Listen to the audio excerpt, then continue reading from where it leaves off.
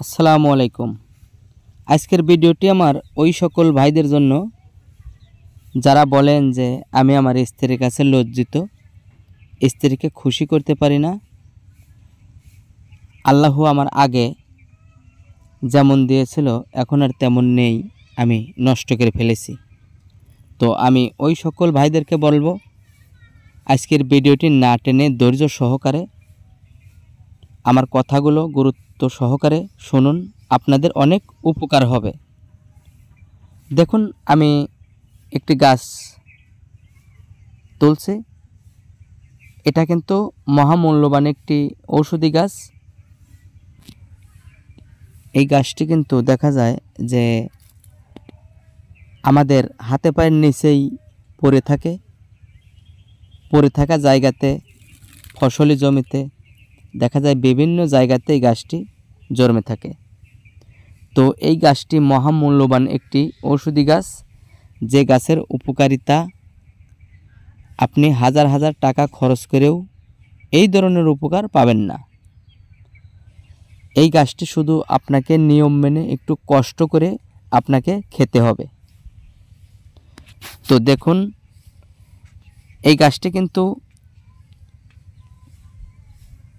আমরা আমাদের গ্রামের ভাষায় হাতেশ্বর গাছ বলে চিনে থাকি।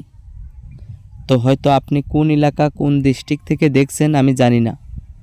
আপনার এলাকায় কী নামে পরিচিত আমার কমেন্টে জানাতে ভুলবেন না। তো দেখুন, এই গাছটির বিশেষত যে জিনিসটি আমাদেরকে কাজে লাগে সেটা হলো এই গাছের শিকড়।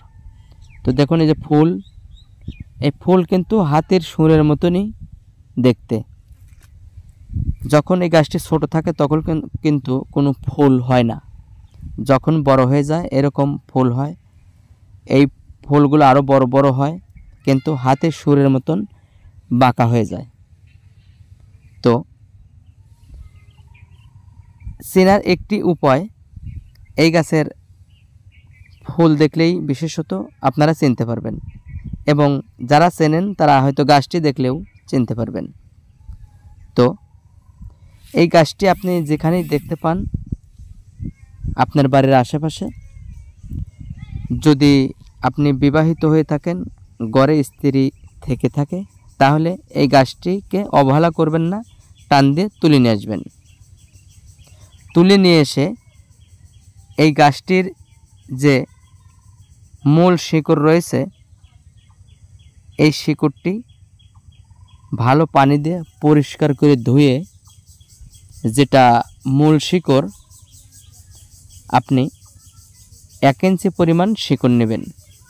আর যদি কোনো সাইটের চিকন শিকড় হয়ে থাকে তাহলে সেক্ষেত্রে আপনি 2 থেকে 3 ইঞ্চি পরিমাণও নিতে পারেন। যদি মোটা হয়ে থাকে মূল শিকড় 1 ইঞ্চির বেশি নেওয়া যাবে না। তো এই শিকড়টি যদি কোনো পুরুষ কাঁচা পান দিয়ে প্রতিদিন একবার টানা 21 দিন খেতে পারে, আমি জোর দিয়ে বলতে পারি কোনো স্ত্রী তার স্বামীকে লজ্জা দিয়ে কথা বলতে পারবে না। এবং যে সকল ভাইরা বলেন যে আমি পান খাই না বা খেতে পারি না, ওই সকল ভাইদেরকে বলবো, যদি আপনার ঘরে খাঁটি মধু থেকে থাকে, অবশ্যই মধুটি খাঁটি হতে হবে। আপনি সেখান থেকে মধু কিনবেন না। যখন মধুওয়ালারা গ্রামে মধু সংগ্রহ করতে আসে, আপনি ওদের সাথে থেকে নিজে চোখে দেখে, যখন ওরা চাক থেকে মধু সংগ্রহ করে, আপনি ওখান থেকে আপনার যতটুকু দরকার কিছু পরিমাণ মধু কিনে নেবেন। এই মধু দিয়ে এই 1 ইঞ্চি পরিমাণ মূল শিকড় দিয়ে আপনি প্রতিদিন রাতে ঘুমানোর 10 মিনিট আগে চাবিয়ে খান। ইনশাল্লাহ আমি জোর দিয়ে বলতে পারি আপনি হাজার হাজার টাকা খরচ করেও এই ধরনের উপকার পাবেন না। তো বন্ধুরা, ভিডিওটি যদি অবশ্যই ভালো লেগে থাকে নতুন ঔষধি গাছের ভিডিও পেতে চ্যানেলটি সাবস্ক্রাইব করে রাখুন আর একটি লাইক দিতে ভুলবেন না। তো ভালো থাকুন, আল্লাহ হাফেজ।